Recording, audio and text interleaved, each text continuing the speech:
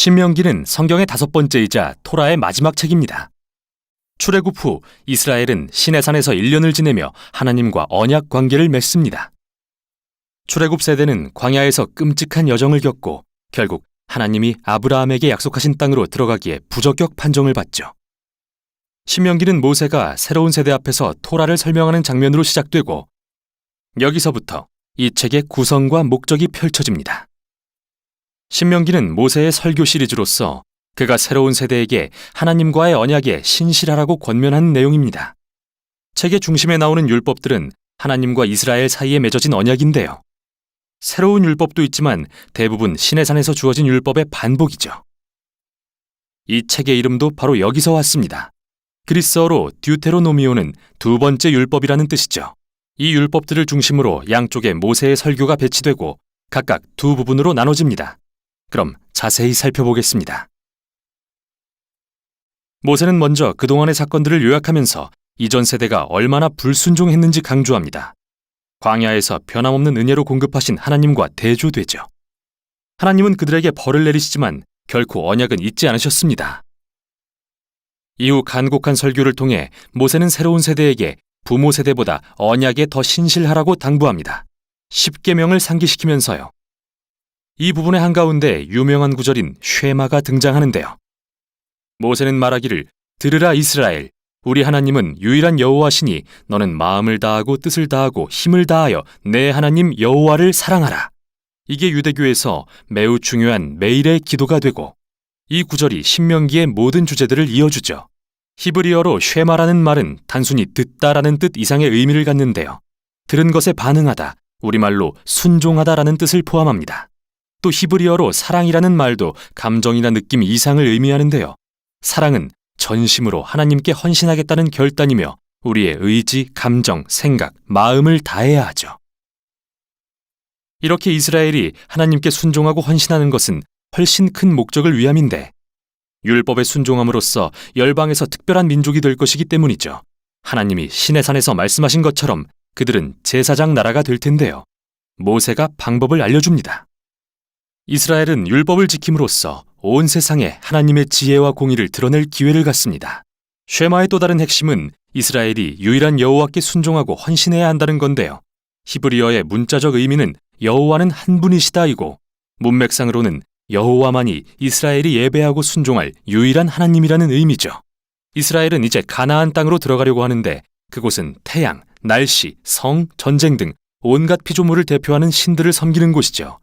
모세가 볼 때 이런 우상을 숭배하는 건 인간을 천하게 하고 공동체를 파괴하지만 창조와 구속의 이스라엘의 하나님을 예배하는 건 생명과 복으로 나아가는 길이었습니다. 이제 신명기의 중심에 율법 모음이 등장합니다. 크게 주제별로 배치되어 있는데 시작은 이스라엘이 하나님을 예배하는 법규입니다. 그들은 중앙의 한 성전에서 유일한 하나님만 예배해야 했고 가난한 사람들을 돕는 것으로도 하나님께 예배를 드렸죠.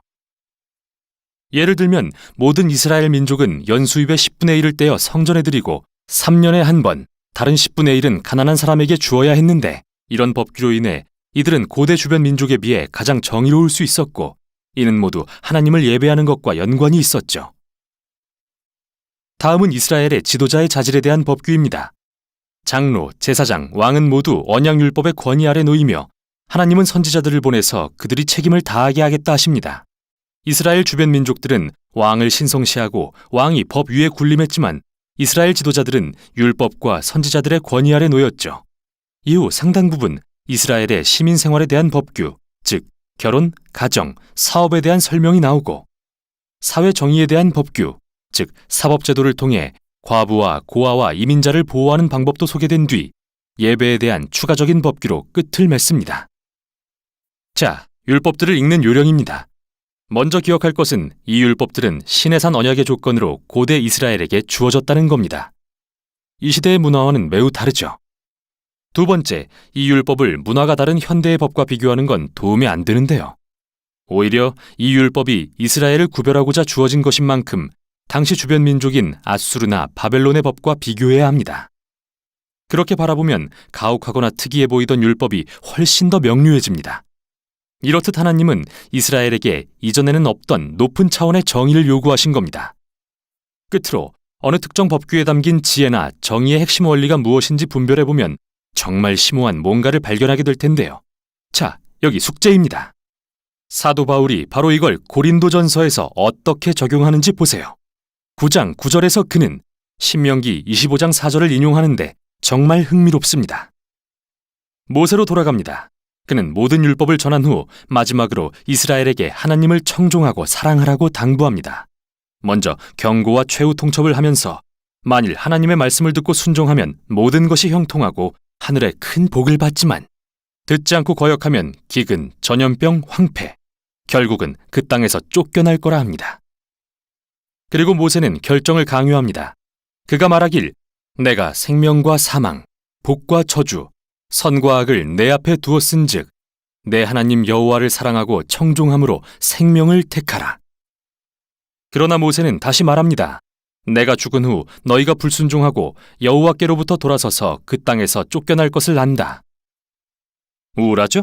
모세는 이들과 수십 년을 함께했지만 그의 소망은 별로 커지지 않았음을 알게 됩니다. 하지만 희망이 아예 없는 건 아닙니다.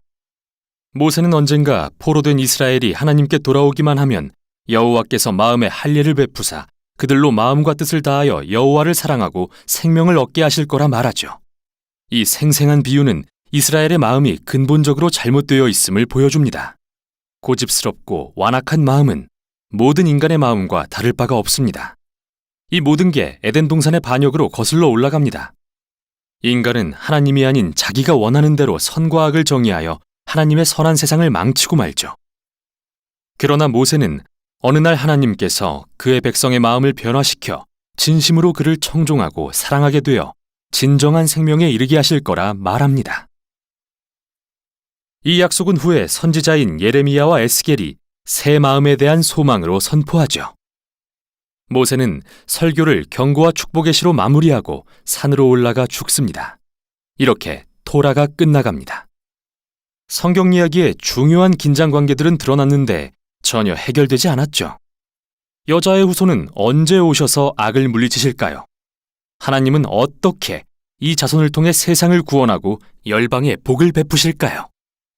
어떻게 거룩하신 하나님이 불순종한 백성과 화해하실 수 있으며 백성의 마음을 어떻게 변화시키실까요?